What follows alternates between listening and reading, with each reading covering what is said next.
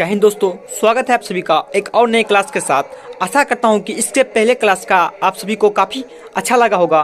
तो आज के इस क्लास में हम इस चैप्टर के जो कि चैप्टर है उसने कहा था और इसके लेखक थे चंद्र शर्मा गुलेरी जी। कौन? चंद्र शर्मा गुलेरी जी। तो आज के इस क्लास में हम लाइन बाय लाइन पैराग्राफ के साथ हिंदी संपूर्ण अर्थ देखने वाले हैं। तो चलिए वीडियो को करते हैं शुरू। तो आपका कहानी है जो कि उसने कहा था, जिसके लेखक थे चंद्र शर्मा गुलेरी जी। तो बड़े बड़े शहरों के इक्के गाड़ी वालों की जवान के केरों को से जिनकी पीठ छिल गई है और कान पक गए हैं, उनसे हमारी प्रार्थना है कि अमृतसर के बम्बुआ काट वाले की बोली का महरम लगावे। जब बड़े बड़े शहरों की चौड़ी सड़कों पर घोड़े की पीठ को चाबुक से धुनते हुए इक्के वाले कभी घोड़े को नानी से अपना निकट संबंध स्थित करते हैं, कभी राह चलते पैदलों की आंख के न होने पर तरस खाते हैं, कभी उनके पैरों की उंगलियां के पैरों को चींट कर अपने ही सताया हुआ बातें और उसकी संभाल पर भर की कलीनी निराशा और क्षोभ के अवतार बने नाक की सीधे चले जाते हैं। तब अमृतसर में इनकी दिरी वाले तंग चकदक्कर गालियों में हर एक लड्डी वाले के लिए ठाकर सब्र का समुद्र उमड़ कर बच्चों खलासी हटो, भाई जी ठहरना, भाई आने दो, लाला जी हटो, बाछा करते हुए सफ़ेद फेटो खच्चरों और बतखों को गन्ने और खोमचे और भारे वालों के जंगल में यह राह खेते हैं। क्या मजाल है कि और साहब बिना तूने किसी को हटना पड़ा। यह बात नहीं कि उनके जीभ चलती ही नहीं, चलती है पर मीठी छुरी की तरह। जो यहाँ पे जो है कहना चाहते हैं, जो अमृतसर के गांव है जहाँ पे काफ़ी भीड़ वाले इलाका रहता है और यहाँ पे ना जाने कितने घोड़ों को चाबुक से पीटते हुए, कितने आवाज़ शोरगुल से उन लोगों का कान फट जाता है। और यहाँ के जो लोग हैं लागो इसका बोली जो होता है मानो मीठी सुरीली तरह चाकू की तरह होता है। इनका मीठी छुरी चाकू की तरह महीन मार करती है। यदि कोई बुढ़िया बार बार चितौनी देने पर भी लीक से नहीं हटता है, यानी कि किसी बुढ़िया को बार बार चिल्लाने पर भी वो लीक से नहीं हटता है, तब उनकी बनावली के करती हैं। यदि थे नमूने हट जा जीने जोगियो, हट जा कर्मावलिए, हट जा पुता प्यारी, बच जा लंबी वालिए। ये करते करते आगे की तरफ वो जो टांगा लेके चलता है। समिष्ट में इसका अर्थ है कि तू जीने योग्य है। क्या? तू जीने योग्य है, तू भाग्य वाली है, यानी कि तू बोलती है, इसका अर्थ होता है तू जीने योग्य है और तू भागने वाली योग्य है। पुत्रों को प्यारी है, लंबी उम्र तेरे सपने हैं, क्यों रे मेरे पहियों के नीचे आना चाहती है। जो है टांगे वाले कहते हो जाता है कि तू तो भाग्य वाली है, तू तो जीने योग्य है, क्यों मेरे टांगे के नीचे आना चाहती है। बच जा, यानी कि टांगे वाला कहता है कि तू बच जा, क्यों मेरे टांगे के नीचे आना चाहता है। फिर बोलता है, ऐसे बबू काट वाले के बीच में होकर एक लड़का और एक लड़की चौक की एक दुकान पर आ मिले, यानी कि एक लड़का और एक लड़की जो है एक चौक की दुकान पर आकर मिल जाता है। उसके बालों और इसके ढीले सूथने से जान पड़ता था कि सिख है, यानी कि उसके जो था बालों से और इसके ढीले सूथने से जान पड़ता था कि यह एक सिख है। वो अपने मामा के केस धोने के लिए दही लेने आया था। और वो क्या करने आया था दुकान पर? अपने मामा के लिए दही लेने आया था। किस लिए? तो बाल धोने के लिए। और यह रसोई के लिए बढ़िया लेने आई थी। क्या? और जो लड़की थी वो रसोई के सामान के लिए क्या लेने आई थी? बढ़िया लेने के लिए आई थी। दुकानदार एक परदेसी से गुथ रहा था जो शेर भर गीले पापड़ों की गड्डी को गिने बिना हटता न था, यानी कि दुकानदार जो था वो पापड़ की गड्डी को तब तक गिनते रहता जब तक वो खत्म ना हो। उसके बाद बोलते हैं, तेरे घर कहाँ है? दुकानदार पूछता है उस लड़का और उस लड़की से, क्या रे तेरे घर कहाँ है? मगरे में। फिर बोलता है, कहाँ पे मेरे घर है? मगरे में। और तेरे? फिर उस लड़की या लड़का से पूछता है कि और तेरे घर कहाँ पे है? तो वो बोलते हैं माझे में। एक का घर कहाँ पे? मगरे में, और दूसरा का माझे में। यहाँ कहाँ रहती है? और पूछता है, तुम जो यहाँ पे आई है यहाँ पे किसके पास रहती है? तो बोलती है, अंतर सिंह की बैठक में वे मेरे मामा होते हैं। और वहाँ पे जो बैठक होता था अंतर सिंह बैठक में वे मेरे मामा हुआ करते थे। क्या था नाम? अंतर सिंह। मैं भी मामा के यहाँ हूँ। और उस लड़का जो था वो भी बोलता है कि मैं भी अपने मामा के पास आया हूँ। उनका घर बाजार में है, उनका घर गुरु बाजार में है। इतने में दुकानदार निपटा और इनका सौदा जो था देने लगा। दुकानदार जो पापड़ का गड्डी गिन रहा था वो तुरंत ख़त्म करके और इसका सौदा जो है यानी कि सामग्री जो है वो देने लगा है। सौदा लेकर दोनों हाथ हाथ चले गए और सौदा जो था वो लेकर दोनों हाथ हाथ चलने लगे। फिर आगे जाकर होता है, तू जाकर लड़के से मुस्कुरा कर पूछा। दूर जाकर लड़के से जो है वो मुस्कुरा कर पूछता है क्या कि तेरी कुरमाई हो गई है। क्या पूछता है लड़की से? तेरी कुरमाई हो गई है। इस पर लड़की कुछ आंखें चढ़ाकर धत कर दौड़ गई और लड़का मुंह देखता रह गया। इस पर जो लड़का था वो लड़की पूछता है क्या लड़की जो है कि तुम्हारी जो है कुरमाई हो गई है। और कुरमाई का अर्थ होता है कि तुम्हारी सगाई हो गई है। इस पर जो लड़की है कुछ आंखें से दिखाकर और धत कर भाग जाता है और लड़का जो है उसका मुंह देखता रह गया। फिर दूसरे दिन जो है वो लड़का लड़की एक और दुकान पर मिलता है।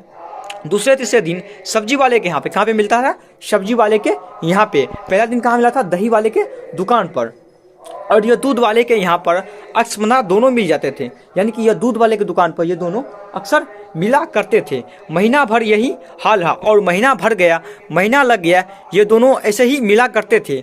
3 बार लड़के ने पूछा तेरी कुरमाई हो गई है, और लड़का रोज पूछा करता था कि लड़की से कि तेरी कुरमाई हो गई है, तेरी सरगाई हो गई है, और उत्तर में वही धत मिला करता था और लड़की बार बार वही एक जवाब दिया करता था, क्या धत कहकर भाग जाती थी।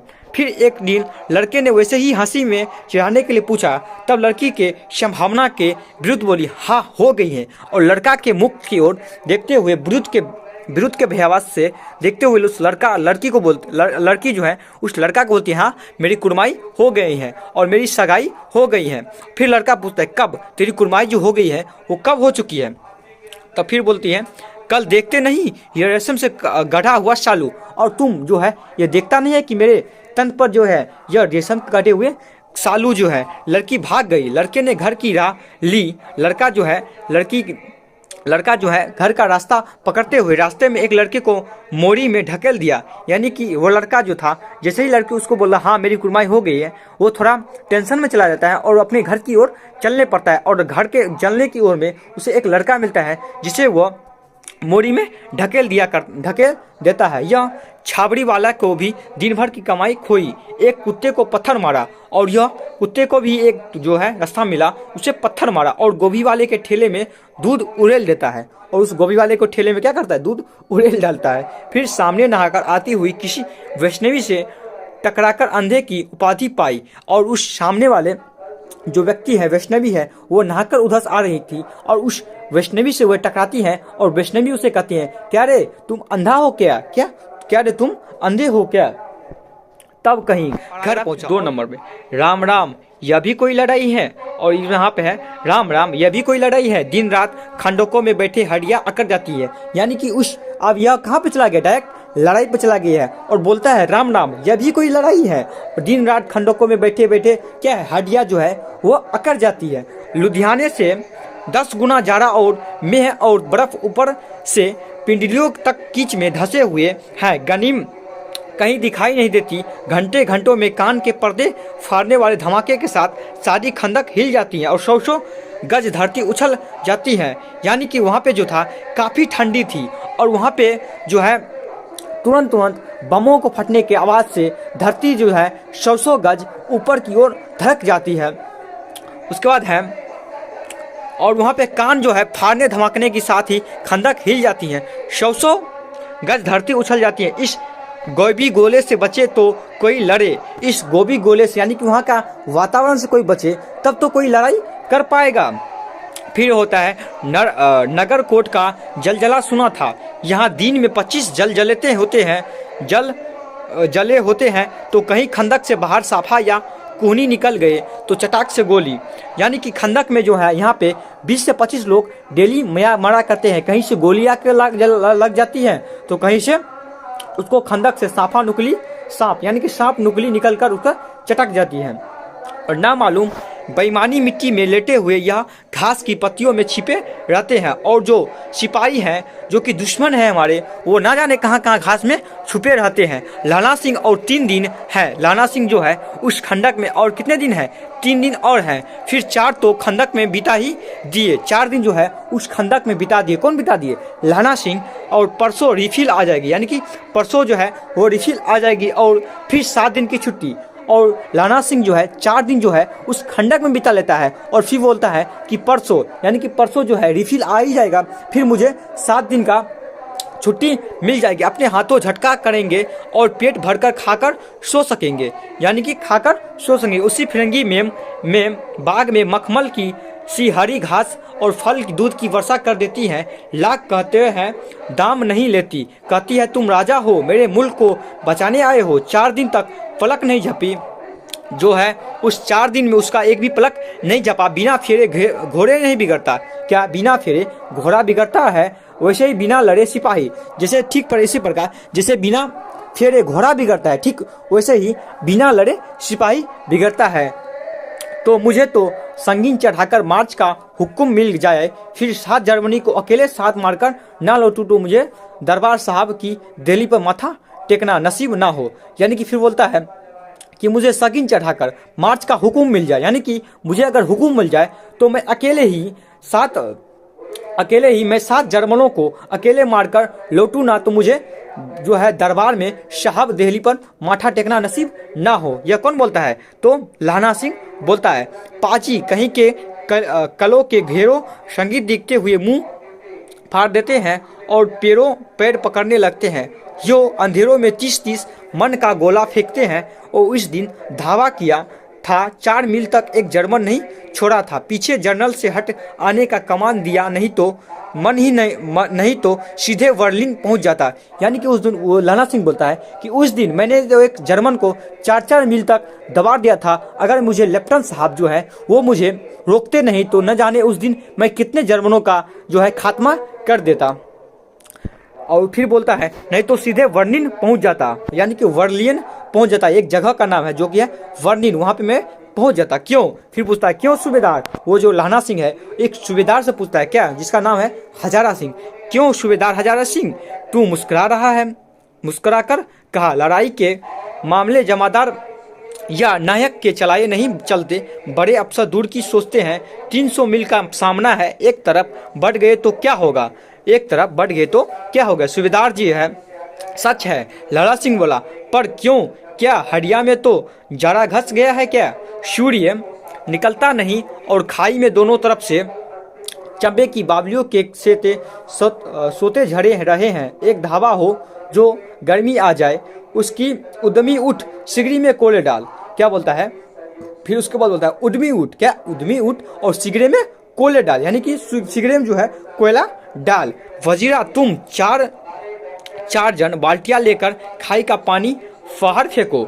और महासिंह शाम हो गई है, खाई के दरवाजों को पहरा बदल दे, यानी कि शाम पड़ गया है और खाई का जो पहरा देता है वहाँ पे जो है पहले जो था उसको बोल रहा है आप हट जाओ और दूसरे को आने दो।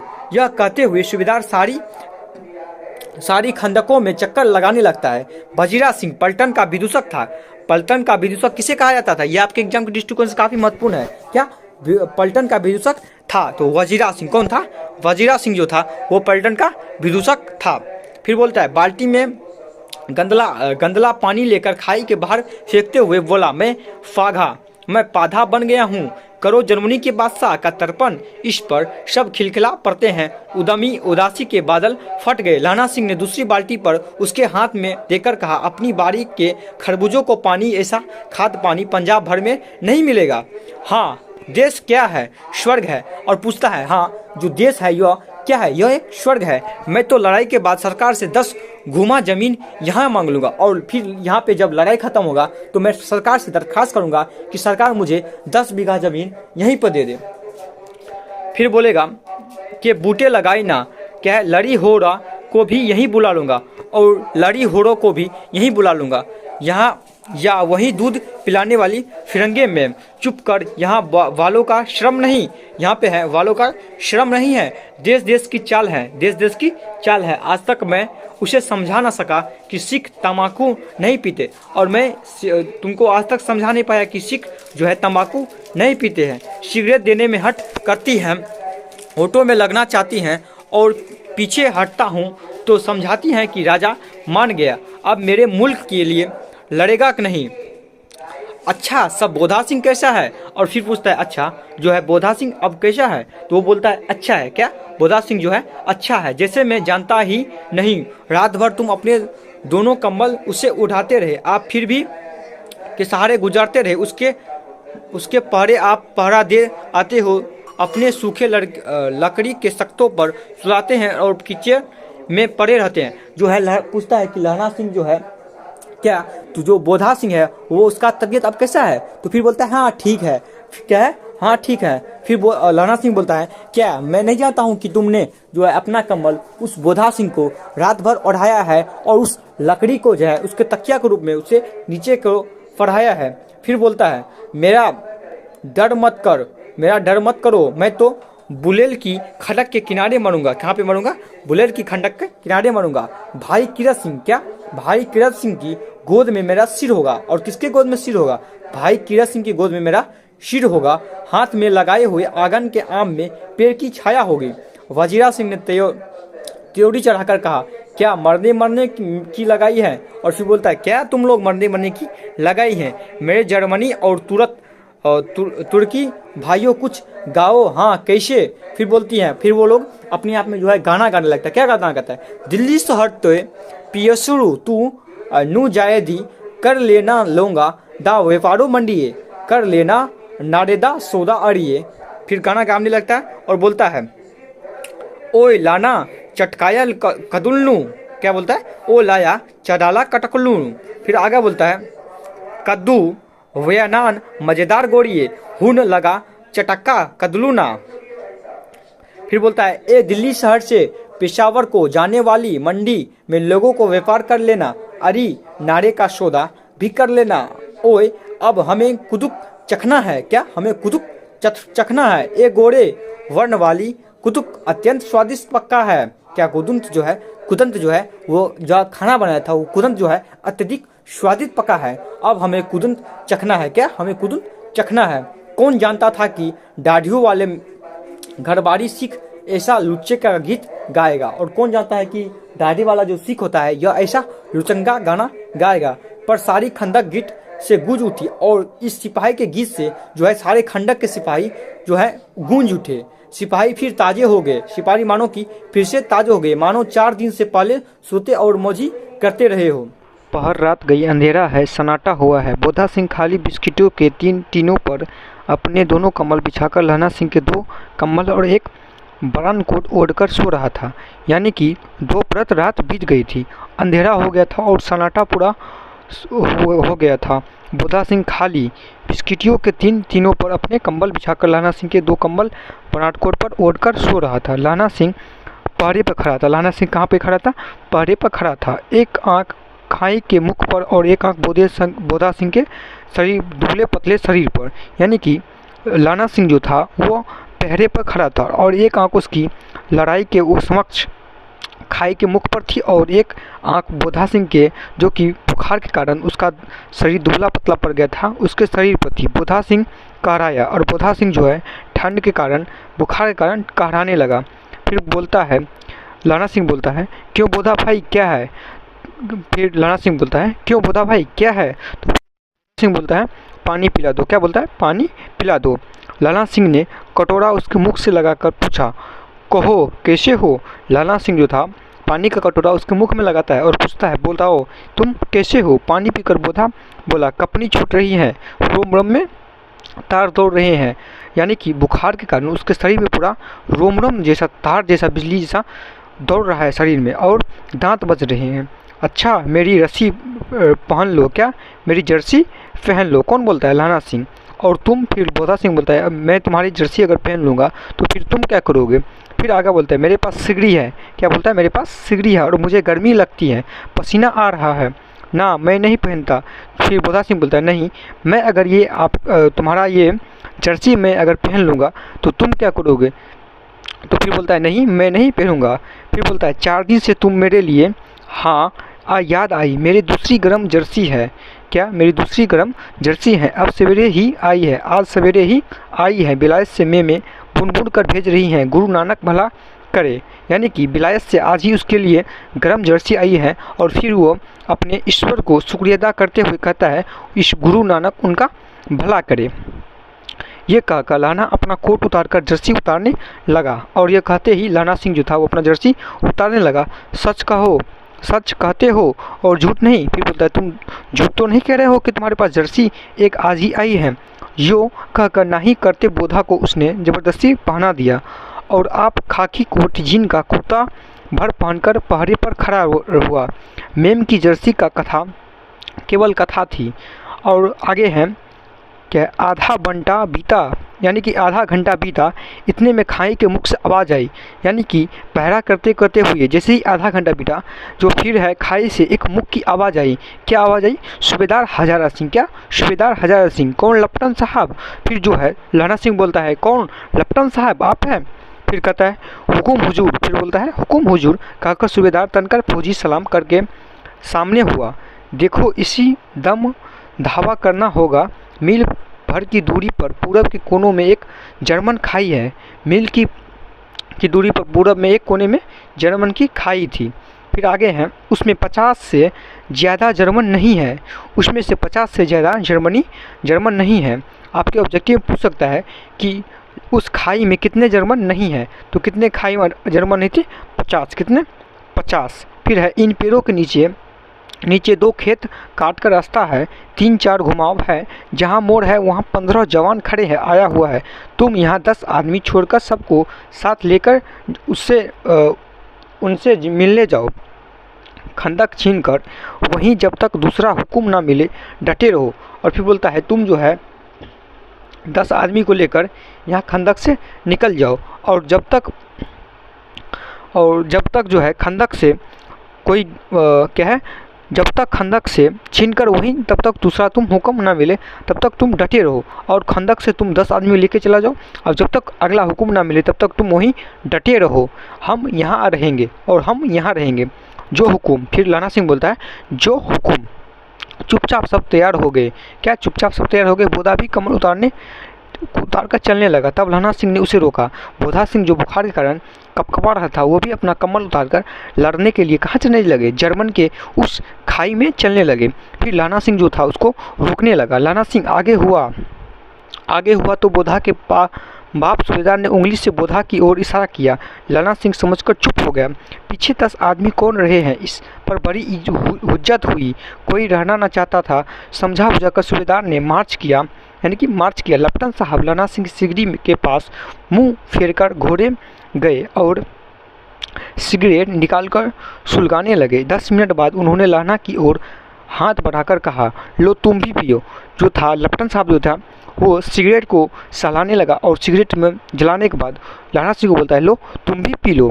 फिर आगे बोलता है आंख मारते मारते लाना सिंह समझ गया। मुख का छाव छिपाकर बोला जाओ साहब। हाथ आगे करते ही उसने सिगड़ी के उजाले में साहब का मुख देखा। बाल देखे तब उसका माथा टनका। लपटन साहब के पट्टियों वाला बाल एक दिन में कहाँ उड़ गए हैं और उनकी जगह कैदियों के से कटे हुए बाल कहाँ से आ गए हैं। लपटन साहब का जो था वो बाल उड़ गया था और एक ही दिन में कैदियों जैसे बाल कहाँ से आ गए थे। शायद साहब शराब पिए हुए हैं। क्या बोलता है? शायद साहब जो है वो शराब पिए हैं और उन्हें बाल कटाने का मौका मिल गया। लाना सिंह ने जांचना चाहा। लपटन साहब 5 वर्ष से उनकी रेजिमेंट में थे। क्यों साहब हम लोग हिंदुस्तान कब जाएंगे? फिर बोलता है क्यों साहब हम हिंदुस्तान कब जाएंगे? लड़ाई ख़त्म होने पर। क्यों? क्या वह देश पसंद नहीं? क्या यह देश पसंद नहीं? फिर जो लपटन साहब थे वो बोलता है लाना सिंह को क्या तुम जो गांव जाना चाहते हो तो यह देश तुमको पसंद नहीं है? नहीं साहब। फिर लाना सिंह बोलता है नहीं साहब शिकार के हुए मज़े कहाँ याद है? पार्सल नकली लड़ाई के पीछे हम आपको जगाधरी ज़िले में शिकार करने गए थे। हाँ वहीं जब आप खेतों पर सवार थे खोते पर सवार थे और आपका खान शाम अब्दुल्ला रास्ते के एक मंदिर में जल चढ़ाने रह गया था। बेशक पाजी, फिर बोलता है बेशक पाजी कहीं का सामने में वह नीलगाय निकली कि ऐसी बड़ी मैंने कभी ना देखी थी। जो सामने में था नीलगाय ऐसी देखी थी कि वो बोलता है मैं अपने जीवन में कभी भी ऐसी नीलगाय नहीं देखा था, और आपकी एक गोली कंधे में लगी और फुट्टे में से निकली है। ऐसे अफसर के साथ शिकार खेलने में मज़ा है। क्यों साहब, शिमले से तैयार होकर उस नीलगाय का सिर आ गया था ना। आपने कहा था कि रेजिमेंट की मेस में लाए जाएंगी, यानी कि जो नीलगाय था उसका सर काटकर ये लोग डालना चाहता था। कहाँ पे? रेजिमेंट में। हाँ, पर मैंने वो विलायत भेज दी। कहाँ पे भेज दी थी? मैंने वो विलायत भेज दी थी। ऐसे बड़े बड़े सिंग 2-2 फुट के तो होंगे, यानी कि ऐसे ऐसे जो सिंग काट के लाया गया था किस चीज़ का? नीलगाय का, वो 2-2 फुट के तो होंगे। हाँ, लहना सिंह 2 फुट 4 इंच के थे। फिर लहना सिंह बोलते हैं हाँ, वो जो नीलगाय का सिंग था वो 2 फुट और 4 इंच के थे। तुम सिगरेट नहीं पिया? फिर लेफ्टिनेंट साहब बोलता है क्या तुम ये सिगरेट नहीं पिया? पीता हूँ साहब, दियासलियाई से लाता हूँ, कहकर लहना सिंह खंदक में घुसा। अब उसे संदेश नहीं रहा था और उसने झटपट निश्चय कर लिया कि क्या करना चाहिए। अंधेरे में किसी सोने वाले से वह टकराया, और अंधेरे में जो खाई में कूदा था तो वहाँ पे किसी से वह टकराया। कौन है? फिर बोलता है तुम कौन हो? वजीरा सिंह। लहना सिंह बोलता है, जो खाई में था वो बोलता है कौन है? वजीरा सिंह हो क्या? फिर बोलता है वजीरा सिंह। हाँ, क्यों लहना, क्या कयामत आ गई? जरा तो आँख लगने दी होती। वजीरा सिंह जो था वो बोलता है क्या कयामत आ पड़ी है, थोड़ा सा तो आँख लगने देनी होती। फिर आगे है होश में आओ। क्या बोलता है? होश में आओ, कयामत आई है और लेफ्टिनेंट साहब की वर्दी पहनकर आई है। क्या? फिर बोलता है क्या? वजीरा सिंह बोलता है क्या लेफ्टिनेंट साहब या तो मारे गए हैं या कैद हो गए। उसकी वर्दी पहनकर यह कोई जर्मन आया है। सूबेदार ने इसका मुख नहीं देखा, मैंने देखा और बातें की हैं। सोहरा साहब उर्दू बोलता है, पर किताबी उर्दू मुझे पीने को सिगरेट दिया है। जो बोलता है लेफ्टिनेंट साहब की भेष में कोई जर्मन का एक सिपाही उसकी वर्दी पहनकर आ गया है, और वो ना ही साफ उर्दू बोल पाता है और ना ही किताबी उर्दू। मुझे सिगरेट पीने को दिया। क्या? मुझे सिगरेट पीने को दिया। तो अब फिर जो वजीरा सिंह बोलता है लहना सिंह को, तो फिर अब क्या करें? अब मारे गए, धोखा है।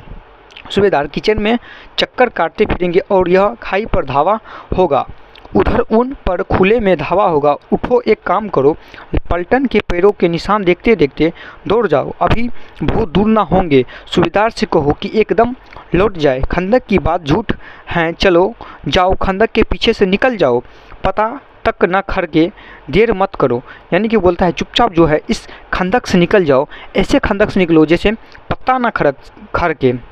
हुकूमत क्या है? हुकुम तो यह है कि नहीं, हुकुम तो यह है कि नहीं, ऐसी तैसी हुकुम की। मेरा हुकुम जमादार लहना सिंह जो इस वक्त यहाँ सबसे बड़ा अफसर है उसका हुकुम है। मैं लेफ्टिनेंट साहब की खबर लेता हूँ, और यह जो है हुकुम जो जमादार लहना सिंह है, यह इस वक्त का जो था सबसे बड़ा अफसर था, और मैं लहना सिंह बोलता है मैं लेफ्टिनेंट साहब की खबर लेता हूँ, पर यहाँ तो तुम 8 ही हो। फिर बोलता है तुम तो यहाँ 8 ही हो, 8 नहीं 10 लाख एक अकालिया सिख 125 लाख के बराबर होता है। बोलता है 8 नहीं 10 लाख नहीं, एक अकालिया सिख 125 लाख के बराबर होता है। आपके ऑब्जेक्टिव पूछ सकता है एक सिख किसके बराबर होता है? तो क्या 125 लाख के बराबर होता है। चले जाओ, तो बोलता है चले जाओ। आगे है, लौटकर खाई के मुहाने पर लहना सिंह दीवार से चिपक गया। उसने देखा कि लेफ्टिनेंट साहब ने जेब से बेल के बराबर 3 गोले निकाले, तीनों जगह जगह खंदक की दीवारों में घुसेड़ दिया। यानी कि लेफ्टिनेंट साहब जो था, जो बहरूपिया आया था, वो अपनी पॉकेट से यानी कि जेब से 3-3 बेल साहब का वो मतलब गोला निकालते हैं और दीवार में घुसेड़ देता है। तीनों में एक तार सा बांधा दिया। तार के आगे सूत की एक गुत्थी थी जिससे सिगड़ी के पास रखा। बाहर की तरफ का एक दियासलिया जाकर गुत्थी रखने लगा।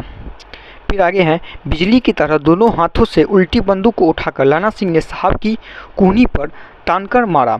यानी कि लहना सिंह की टांग पर एक गोली मारता है। कौन? वही जो बहरूपिया लपटन साहब बनकर आया था। धमाके के साथ साहब के साथ से दिया सलाई गिर पड़ी। दिया सलाई जो था वो गिर पड़ती है किसके साहब से? वो लपटन साहब से, जो बनकर बहरूपिया आया था। लाना सिंह ने एक कुंदा साहब की गर्दन पर मारा और लाना सिंह जो था एक कुंदा उस लपटन साहब की गर्दन पे मारा था और साहब की आँख खुली। साहब आँख मीन गेट्टे, ओ माई गॉड। फिर जो लपटन साहब जो बहरूपिया था उसको जैसे ही मारा लाना सिंह ने तो फिर बोलता है मीन गेट, यानी कि ओ माई गॉड करते हुए चित हो गया। लाना सिंह ने तीनों गोले बीनकर खंदक के बाहर फेंके। साहब को घसीट कर सिगरी के पास लिटाया। जेबों की तलाशी ली। 3-4 लिफाफे और एक डायरी निकल कर उन्होंने अपने जेब में के हवाले किया। साहब की मुर्चियाँ हटी। लाना सिंह हंसकर बोला, क्यों लपटन साहब मिजाज कैसा है? जो लाना सिंह है वो लपटन साहब से पूछता है, क्या लपटन साहब आपका मिजाज कैसा है? आज मैंने बहुत बातें सीखी। और फिर लाना सिंह बोलता है, आज मैंने बहुत बातें सीखी। यह सीखा कि सिगरेट पीते हैं। क्या सीखा? कि सिगरेट पीते हैं। सिख जो होते हैं वो अपनी लाइफ में कभी भी सिगरेट नहीं पिया करते हैं। और फिर बोलता है, यह सीखा कि जगाधारी के ज़िले में नील गायें होती हैं। फिर बोलता है, जगाधारी के ज़िले में नील की गायें होती है, उनके 2 फुट 4 इंच की सींगी होती है। और क्या बोलता है? 2 फुट 4 इंच की सींगी होती है। यह सीखा कि मुसलमान खानसामा मूर्तियों पर जल चढ़ाता है। मुसलमान जो है वो मूर्तियों पर कभी जल नहीं चढ़ाता है। और लपटन साहब खोते पर चढ़ते हैं। लपटन साहब जो था वो खोटे पर चढ़ते हैं। पर यह तो कहो ऐसी साफ उर्दू कहाँ से सीखी आई है? हमारे लपटन साहब तो बिना डैम के 5 लफ्ज़ भी नहीं बोला करते थे। क्या? हमारे जो लपटन साहब थे वो बिना डैम के एक लफ्ज़ भी नहीं बोला करते थे। लाना ने पतलून की जेबों की तलाशी नहीं ली थी। साहब ने मानो जाड़े से बचाने के लिए एक हाथ जेब में डाले। लाना सिंह की कहता गया, चालाक तो बड़े हो माझे को लाना, इतने बरस लपटन साहब हाथ रहा। उसे चकमा देने के लिए 4 आँखें चाहिए। लपटन साहब जो था वो लपटन साहब को बोलता है, लाना सिंह को चकमा देने के लिए उसके पास 4 आँखें होनी चाहिए। 3 महीने हुए एक तुर्की मौलवी मेरे पास आया। औरतों को बच्चे के होने की ताबीज़ बांटता था और बच्चों को दवाई देता था। चौधरी के उसमें से विमान चलाने की विद्या जान गए। चौधरी जो था वो उसमें जो वो जादू करता था वो विद्या जान चुका था। कौन? चौधरी।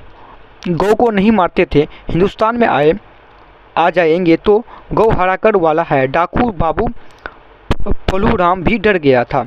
मैंने मुल्लाजी की दाढ़ी मुड़ दी थी और गांव से बाहर निकलकर कहा था, जो मेरे गांव में अब पैर रखा तो जो मौलवी आया था उसे वो दाढ़ी जो था उसका मरोड़ दिया और बोला, खबरदार जो मेरे गांव में फिर दोबारा तुम आए तो। साहब की जेब में से पिस्तौल चला और लाना की जांग की में गोली लगे। साहब की जो वो लपटन साहब जो थे उसके जेबी से क्या चला? गोली चला था और जो वो लाना सिंह के जांग में जाकर लग गए। इधर लाना सिंह हेनरी मार्टिन के 2 फायरों ने साहब की कपाल क्रिया कर दी। धड़ाकर सुनकर सब दौड़े आए। और यहाँ पे जो लाना सिंह था वो अपनी कपाल की क्रिया कर दी, यानी कि उसको फायर करके लपटन साहब को मार डाला। और ये धमाका सुनकर जो वहाँ के बाकी सिपाही थे वो सब दौड़कर आ गए। बोधा चिल्लाया, क्या हुआ? फिर जो था बोधा सिंह जो था वो चिल्लाया, क्या है? लाना सिंह ने उसे तो कहकर सुला दिया कि एक हड़का हुआ कुत्ता आया था, मार दिया। लाना सिंह जो था वो बोधा सिंह को जो बुखार के कारण वो सो रहा था उसे बोलता है, कुछ नहीं, एक फड़का सा कुत्ता आया है उसे मैं मारकर सुला दिया। और औरों से सब हाल कह दिया। सब बंदूकें लेकर तैयार हो गए। लाना ने साफा फाड़कर घाव पर दोनों तरफ पट्टियाँ कसकर बांधी। घाव मांस में ही था। पट्टियों से कसने से लहू निकलना बंद हो गया और उसके गोली के कारण जो लहू निकल रहा था वो पट्टी बांधने के कारण से वो लहू बंद हो गया। उतने में से 70 जर्मन चिल्लाकर खाई में घुस गए। सिखों की बंदूकों की बाढ़ ने पहले घाव रोका, दूसरे को रोका। यहाँ पर 8 थे जो सिपाही थे। कुल कितने थे? 8 थे। लाना सिंह तक कर मार रहा था। तक कर वो मार रहा था। कौन? लाना सिंह। वो खड़ा था और लेटे हुए थे और वे 70 अपने मुर्दा भाइयों शरीर पर चढ़कर जर्मन आगे घुसते आते थे। थोड़े ही मीन में हुए अचानक आवाज़ आई, वाह गुरुजी की फतह, वाह गुरुजी की फतह, वाह गुरुजी का खालसा। और धड़ाधड़ बंदूक चलने लगी। फायर जर्मन की पीठ पर पड़ने लगे। ऐन मौके पर जर्मन दो चक्की के पीटे के पीछे आगे। पीछे से सूबेदार हजारा सिंह के जवान आगे बरसाते थे और सामने लहना सिंह के साथियों के संगीत चच रहे थे। पास आने पर पीछे वाले ने भी संगीत फिरौन शुरू कर दिया। एक किलकारी और अकाल सिखा दी फौज आई, वाह गुरुजी फतेह, वाह गुरुजी फतेह, वाह गुरुजी खालसा। सिद्ध उसके बाद है सत श्री अकाल पुरुष। और लड़ाई ख़त्म हो गई। 63 जर्मन या तो खेत रहे या उसकी पसली में भी एक गोली लगी है। उसने घाव को खंदक की गीली मिट्टी से पूरा लिया और बाकी का सारा कसकर कमरबंद की तरह लपेट लिया। किसी को खबर ना हुई कि लहना के ने दूसरा भारी घाव लाया है। यानी कि लहना सिंह को एक घाव पहले से ही था और उसको दूसरी बार भी चोट लगने पर यह किसी को बताया नहीं कि मेरे पास फिर से चोट मुझे लग गई है। लड़ाई के समय चांद निकल आया था। लड़ाई के समय जो था वो चांद निकल आया था। ऐसा चांद जिसके प्रकाश से संस्कृति कवियों का दिल जीत लिया हुआ छई नाम सार्थक होता है। और हवा ऐसी चल रही थी कि जैसे वाणी भट्ट की भाषा। तो आज के इस क्लास में हम पूरा संपूर्ण अर्थ हिंदी का कर दिए हैं, चैप्टर नंबर 2। और आगे के क्लास में हम इस चैप्टर के काफ़ी महत्वपूर्ण ऑब्जेक्टिव टाइप क्वेश्चन लाने वाले हैं। तो मिलते हैं अगले वीडियो में, तब तक के लिए जय हिंद।